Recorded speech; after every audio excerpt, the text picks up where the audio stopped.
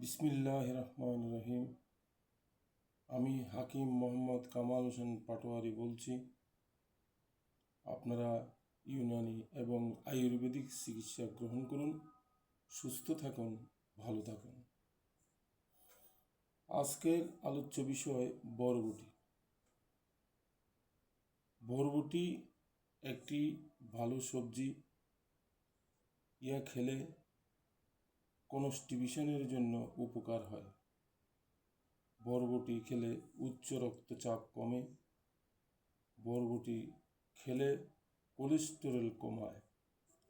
বরবটির বিচি বালিতে ভেজে আধা ভাঙ্গা করে দিনে 2-3 বার খেলে শুক্র বাড়ে। যাদের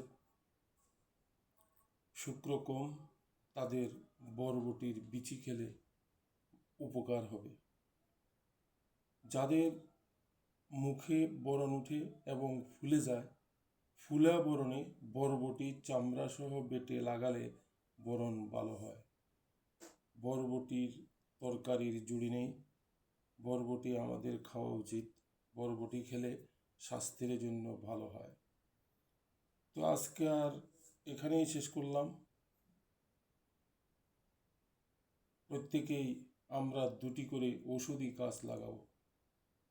সবাইকে আবারও ধন্যবাদ জানিয়ে আজকের মতো এখানেই শেষ করলাম। আসসালামু আলাইকুম।